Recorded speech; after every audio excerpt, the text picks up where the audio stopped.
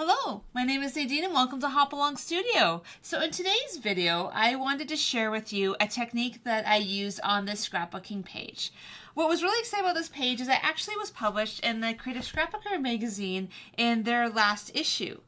Basically, here is my little layout, and I was so excited that it was actually published this month. So what I thought was challenging about doing this page wasn't just doing the inking and coming up with all the shapes to do in this layout. The challenge was the little golf carts. And I thought that it might be useful to show you how I cut these out and colored them in a way that you didn't actually damage the little golf carts. Because if you actually look at this die, the pieces are very small. It's not a very big die. Everything is very delicate. And the first few times that I tried to use this die, I basically ended up throwing out most of my results. They weren't that great. I wasn't really happy with it. And so it took me a little while to figure out, how do you cut them out well? How do you get them with vibrant color? And so I'm going to show you two different ways that you can do that. So before we start cutting, we need to talk about what paper we're using.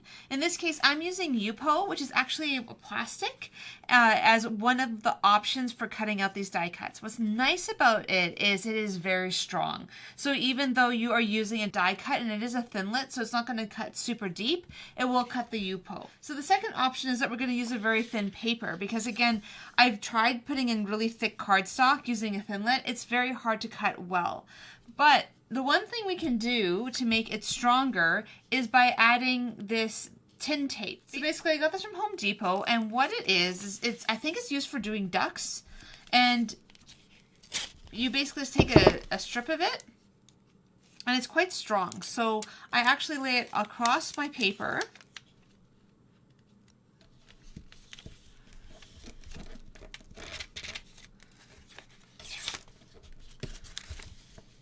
And I'm going to overlap it as well. I don't know if I necessarily need to, well, let's see how it says of a die cut. That will actually work with the one strip. If you were using a larger item, I would maybe use 2 strips if you need to, but since 1 strip will do, we're going to basically cut this out using the 1 strip of paper. And this way, it's going to actually strengthen your paper and make it a lot easier for you to cut and to color. So I'm going to start by putting this through my Vagabond 2 cutting machine. If you do want one of these cutting machines, get one soon. They're basically going out of production. I would consider this definitely the best die cut machine that I've ever gotten. My husband actually gave it to me as a gift because I was doing so many cards and he got very tired of watching me struggle. So he gave this to me as a gift, and it's wonderful because it has so much torque and it works a lot better, and I get better cuts than I could ever do with a machine that would need to hand crank. So basically I'm just going to run this through.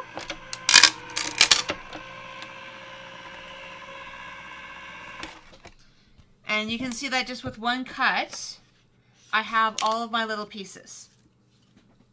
And so that's using the Yupo. So the next one I'm going to cut is actually using the tin tape. So if you've never actually used a die cutting machine before, the platforms themselves tell you which thickness of mat you need underneath. And basically you have a sandwich of your plate, your die, your paper, and in this case I just want to make sure it all lines up nicely.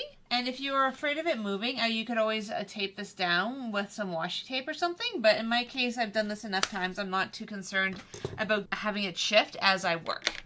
So then I'm basically just going to run it through the machine.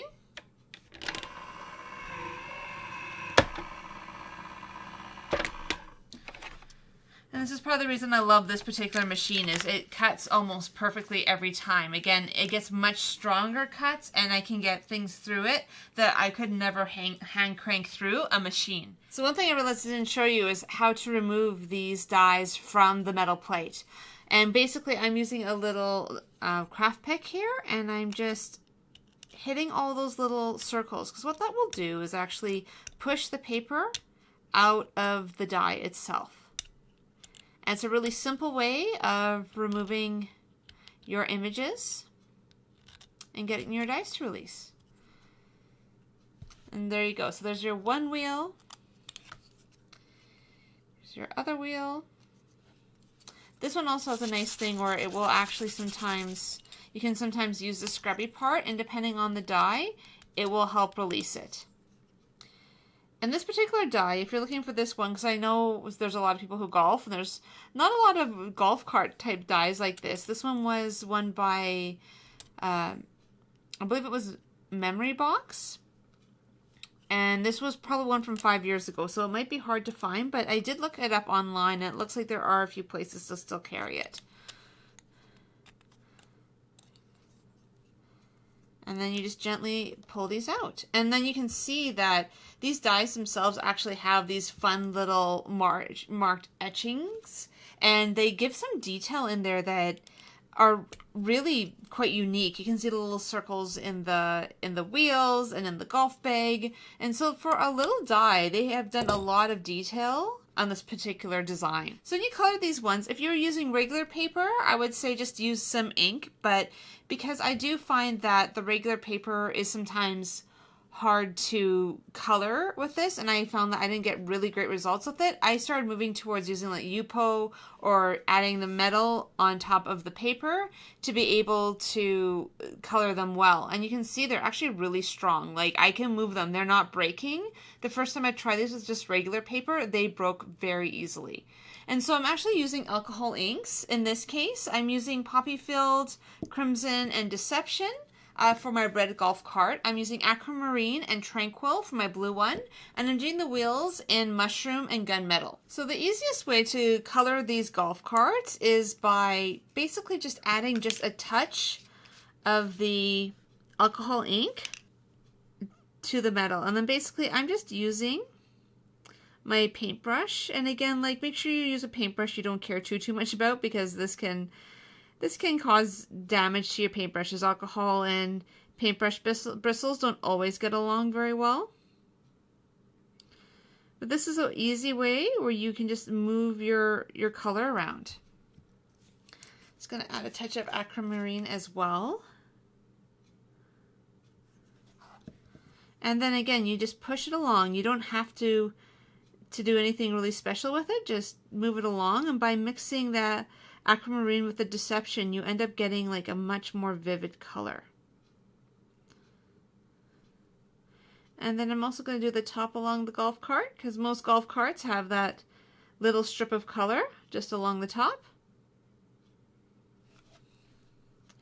And then for the wheels,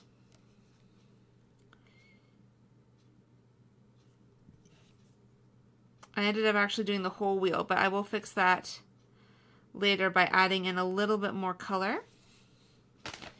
And again, like this case, I have a little too much going on here. And actually, because there's a nice little spot here, I'm going to fill that in as well. So again, you don't have to leave your paint to only the one area, but you can also just blot it off on a paper towel. And that's how I can actually remove most of that color out of the center of the wheel. And that's a really easy way where you're using your paintbrush to pick up the color.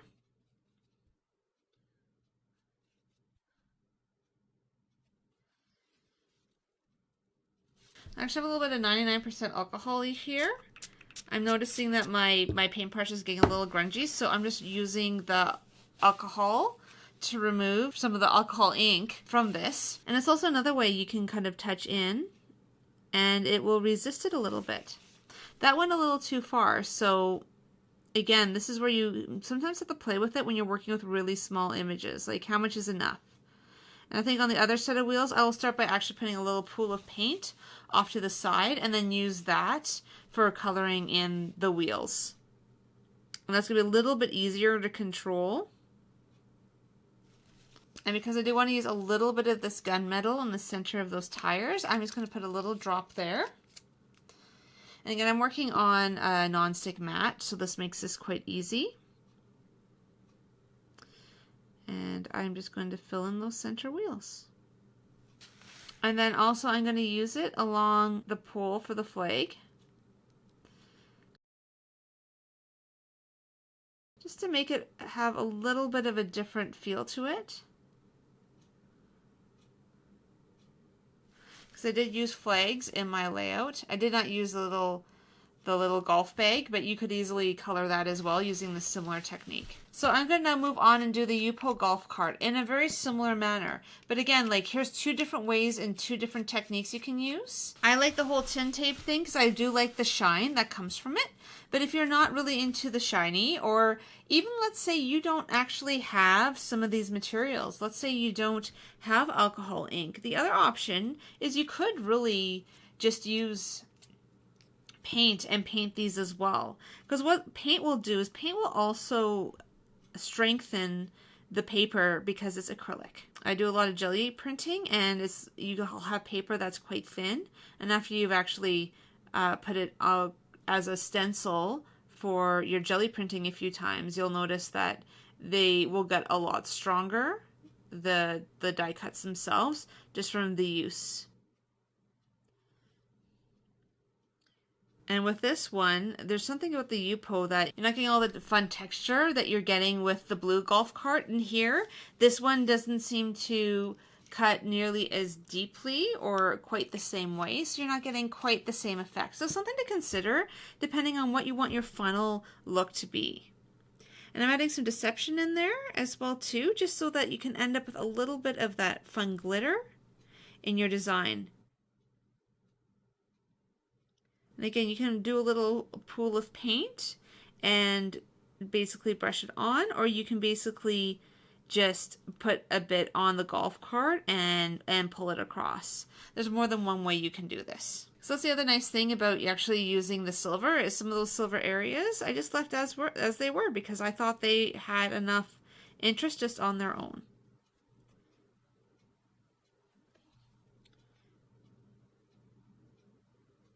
But I think the thing with these small die cuts is they don't seem like they take water a lot. So if you're trying to do some ink pads or other things on them, I find they do struggle a little bit handling the wet. That's why I like using these alcohol inks and these strong papers for doing really delicate die cuts. I think you could get away with this a bit more if you were not planning on coloring any of these, if you were just using them as a silhouette, but because I wanted to add all this color to them and make them a little bit stronger so that when I was pasting them onto my page that I wouldn't have to worry about them breaking, this was a really good option for me. Sorry, I'm going off the screen here. These ones are a little bit harder to see, but there is a circle in the center of these little guys.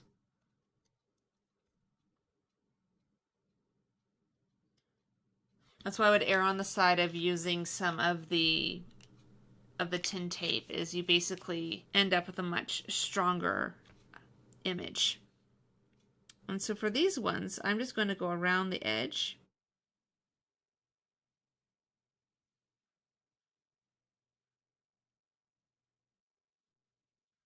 I'm going to add a couple layers of this. And that's the other thing with the metal, is it actually, because of the way the color is, it actually ends up kind of being a little bit shinier, and so you don't have to use nearly as much alcohol ink, and you only have to really use one layer to get the result you're looking for.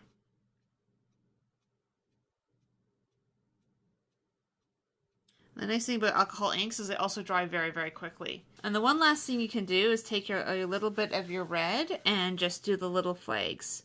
You could, and this is another spot where you could put on just your one drop of alcohol ink, and that's how I'd originally done these, but since I have a little bit of paint on my craft sheet here, I am just going to use a little bit of the ink to finish those flags. So here you can see you have two different ways of coloring these golf carts. You have the Yupo, and you also have the paper with the tin tape on it. I really prefer the paper with the tin tape on it, but really I wanted to show you a couple different products that you can use for getting a similar result. And again, these will be very strong, they'll be easy to adhere onto your project, and you should have a lot of success doing it this way.